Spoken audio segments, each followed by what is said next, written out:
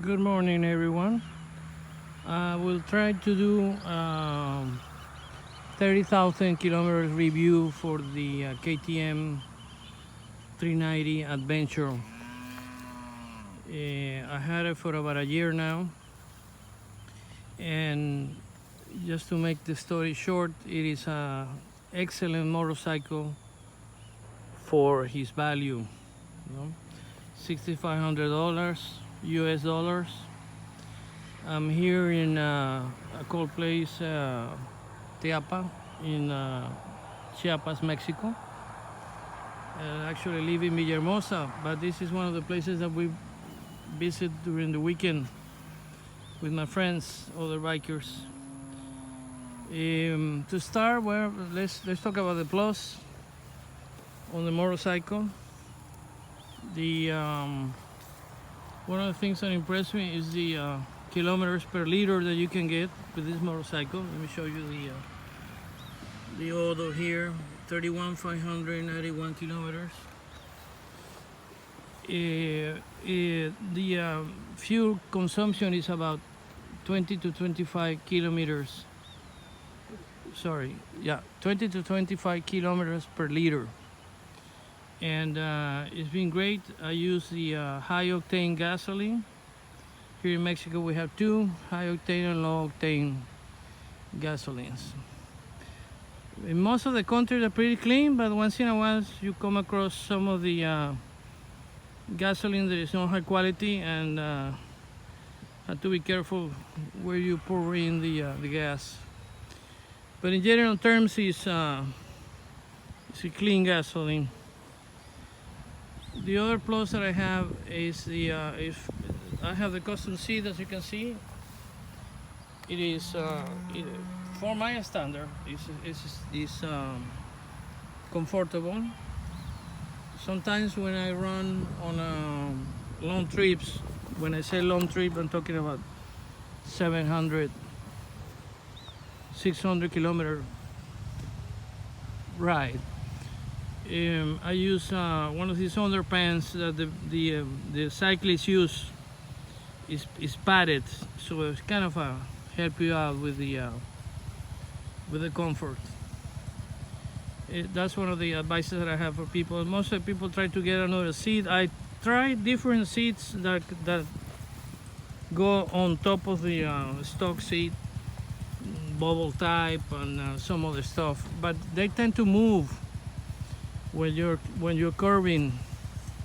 They usually move as you move your body, so they're not stable. I didn't like it at all, so I looked around and decided to use a padded lycra pants, to feel more comfortable, and it had worked for me pretty well. Obviously, the other thing that I had learned with this motorcycle is that I stop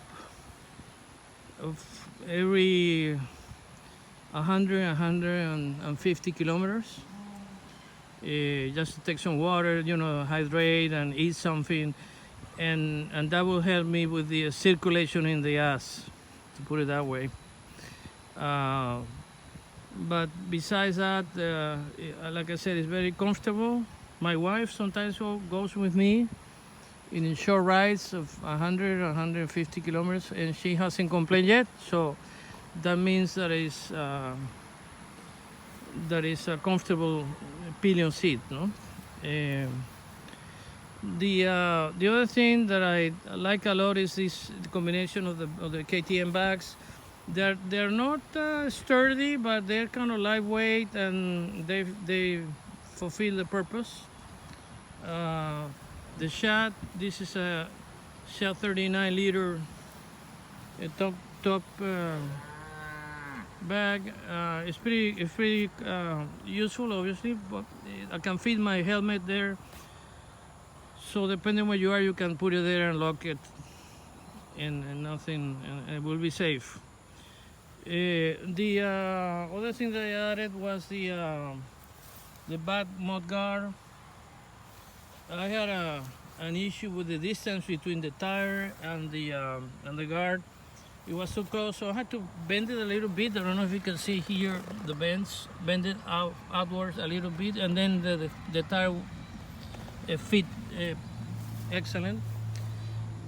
By the way, I changed the back wheel already.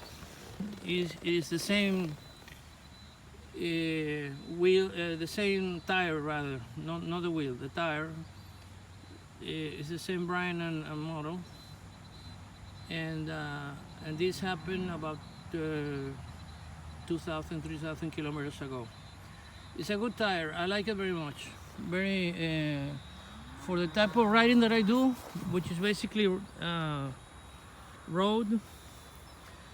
It works pretty fine. The other thing that I changed was a little details is the brake, the back brake pedal. I changed it. The other one, the bike, I dropped the bike stop. I mean, the bike was upright, and somehow I was looking for something here in the back, and I think I shifted too much to the right, and I dropped. But besides of the bended pedal here, I replaced it for that aluminum one because I realized, and this is from one of the Facebook web pages that I'm subscribed, that effectively when you drop the bike, one of the things that support most of the weight is that piece there. So it has to be flexible, so it can either break or bend. I have another one just in case, God forbid, and I drop the bike again. I have a spare one, but I have to be careful with that. Well, the other major thing that I did is that I bought the engine guards. The engine guards were hooked here and here, and what I noticed is, and this is after the fact, I noticed that there was a huge amount of vibration all the way to the peg and the grip on the handlebar. So I somehow that crash guard that I had broke by itself because I haven't fallen, and it seems to be that they had a welding, and the welding had a failure. It was the one that came out from here to the front and back to here, back to this place. So it's a 1, 2, 3 point support, and it broke by itself. I still today don't know what happened, because it wasn't rusted either. So somehow the same vibration caused it to crack. So I decided to take them all out, the both guards, and incredibly, but with a reason, the vibration dropped almost 30%. So I said, well, you know, the reason was the bike came like this with no crash guard. I don't do off-road mostly. 101% of the time I do road. Obviously, you need some kind of a protection, but you have to think positively. And the plus that I got from that is that the extreme reduction in the vibration of the motorcycle. I'd really like to share that point with you guys, because I've seen one of the complaints, obviously, is a single cylinder motor engine. It has a lot of vibration by being single cylinder. So with this, I was very surprised when the vibration dropped that much. I mean, I can hardly feel it now, even if I do 130, 120 road riding conditions. By the way, this the engine is very, very powerful. Well, you guys know that by now. The torque is real good. Between 4,000 6,000 RPMs is excellent to overpass another cars or going uphill or whatever. The other thing is that my cruise speed is between 125 and 130 kilometers per hour without breaking the law. The maximum speed that you can have in Mexico in the paved roads is 110. But we do 125, 130 when there is not much traffic, obviously. And it goes around 6,000, I mean 6,500 and 7,000 RPMs, which is not even on the high end of the RPMs of the motorcycle. It's very how can I say, very stable and efficient. You know? I like it very much. From the point of view of the electronics, which is another question that comes around a lot on the blogs or the web pages, is the electronics. I haven't had an issue, major issue I should say, with this motorcycle. The only detail that I had major, but we knew was going to happen, was the ACU warning light that comes out. It came out, that event came out about 2,000 kilometers. I had about 3,000 kilometers on the bike when I had that incident. I took it to the shop, the KTM shop, and they reprogrammed. I think they erased a file, uploaded again, run it, and that was it. Never had it again. Hope I never had it again. And that's the only thing that I had on the electronics. There was another issue, but I'll mention that on the areas of opportunity for the motorcycle. Well, talking about that, let's go into that section. First thing that I had issues with, not fatal, is that all the bolts and nuts on the plate here, especially this part here, they come loose every other week. Very, I don't know what the problem is. I don't know if it is the type of screws and bolts they choose to install in this vehicle, in that area. There's a lot of vibration, but they come loose every once, like I said, every 2-3 weeks. I have to tie them up, and if I don't pay attention, I will lose it. It will drop, and I'll never know until I clean it and see that it's missing. I don't know why, but it's only these two in this area here, no? Only these two. The other ones hold pretty good. I had tried Loctite on the screws and the bolts, and still they come loose. So the final deal was I had a screw and a double bolt, two bolts that I use. So that seems to be the final solution. Didn't change the bolt, same is hexagonal. I think it's 4 millimeters. So that's what it is. The other thing that I did change when I was running about 15,000 kilometers, I had 15,000 kilometers on the bike, was a change. The stock change, excuse the guys in India, it's a piece of crap. It's not, it elongates too fast. And the material, it doesn't seem to be the proper one. No? But well, that's a KTM decision. I'm not blaming anyone. That's, if they decide to use that change, fine. I replaced it by an RK made in Japan change, and you can see it's almost 15,000 kilometers, a little bit more, and it runs perfectly. I haven't had the need to readjust it, by the way. I didn't change these sprockets, which is, I should have done that. I should have changed the front and the back. I just ordered them about a month ago. I don't know you guys somewhere else in the world, but the delivery time to Mexico is 4 months. It's incredible, 4 months. So I'm using the one that came originally with the motorcycle, and it seems to be in good shape. I don't see any situation where you can say, no, you had too much friction, too much, how do you call that, wear on the sprockets. So it's doing fine. It did make a lot of difference when shifting, when I changed for this RK change. It's pretty good. Okay, so that's about the change. The braking systems, and this is a plus. Sorry, I didn't mention it. Is handle is pretty fantastic. The ABS is working perfectly.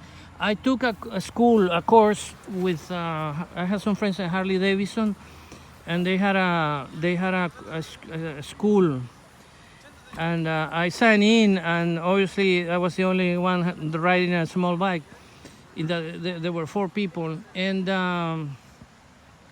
they made us use the ABS strongly. I mean, they gave us a mark, you pass it, and you had to brake as soon as possible. So I used it several times. I activated rather several times, and it worked perfectly. Huh? The motorcycle never slid on me, the back wheel. Obviously, it was dry concrete material, but it works. I mean, it really works. It really working as it should be.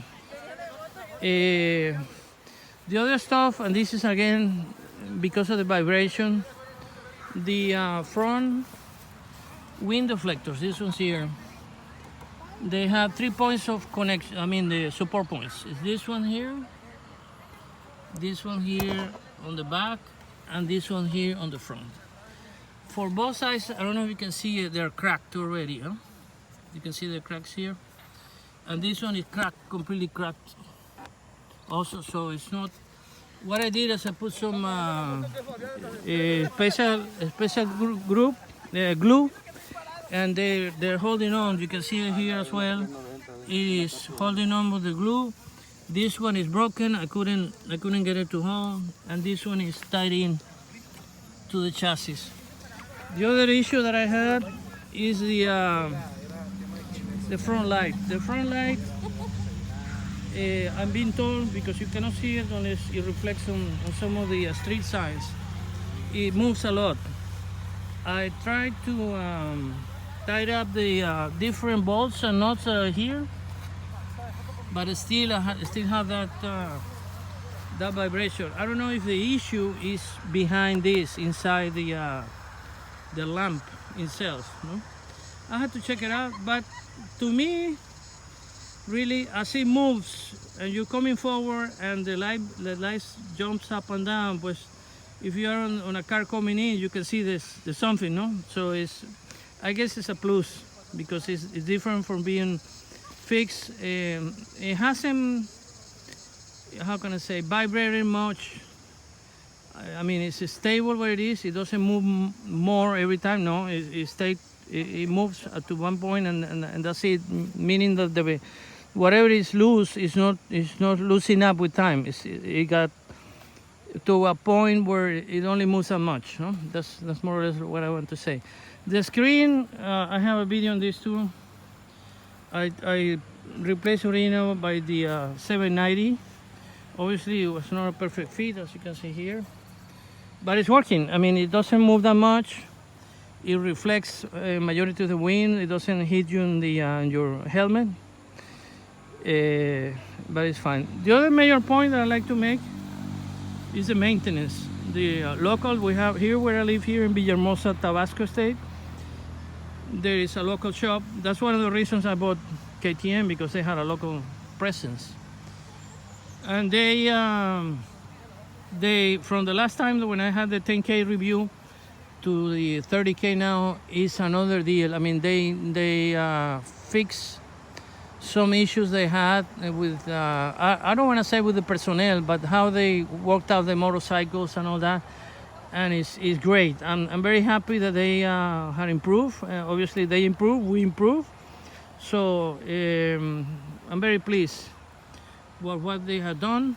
Now, the major issue, and this is worldwide, I would say, is the spare parts. The original spare parts, like I said, about the sprockets, for example, it will take 4 months to get here.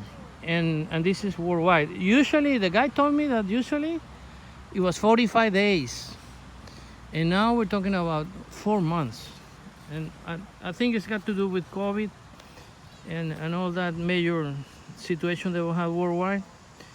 I do recommend that you guys that have this motorcycle do the oil change. I mean, you can do it yourself, very easy. The filter, I changed to K&N filter, which you can wash it when you replace the oil, and it's fine. So the other thing is that you have to keep the maintenance of the motorcycle as a spec in the manual. There is a table in the manual where it tells you, depending on the kilometers that you accumulated, what needs to be done. I mean, if you want to do it, fine. But remember, this motorcycle, I don't know the rest of the world, it has a 2-year warranty. So if you're not sure what you're doing, besides doing an oil change, take it to the shop. I know it's expensive. Here, they charge by the hour about $35 US dollars. And the motorcycle, if you have to do something to the motorcycle besides the oil change, here in Villahermosa, it will take them about a week to do it, depending on what you're asking to do. Obviously, the more complicated, the more time they will keep the bike in the shop. But that's normal. That doesn't surprise me. This bag here, the top time bag, is a Rig Gear Adventure. It's very good, very helpful when you're running in the highways and you have to pay the tollways and you need some little bit of cash to buy 7-Eleven and stuff. It's very handy. It has a plastic cover that you can put on when it rains, so it doesn't wet up. But I don't use it. I let it get wet, and then running in the highway, it will dry again. The other thing that I like to recommend, and this is because I had my wife had an accident. She has a 250 KTM Duke, and somehow thankfully she was going. She claims, I don't know, that she was doing 70 kilometers an hour, and this guy somehow bumped into her from the back, and she fell. And I thankfully nothing got broken, but she next day, obviously you feel all the after the accident pain, the neck, the shoulder, the arms. And one thing that came out, and she had to wear this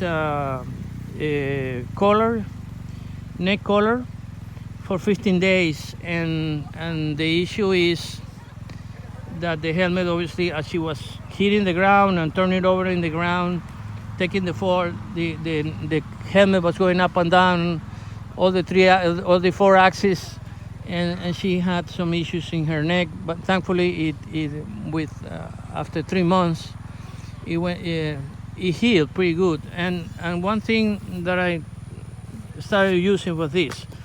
It doesn't weigh that much. Here in Mexico you can find it for $35.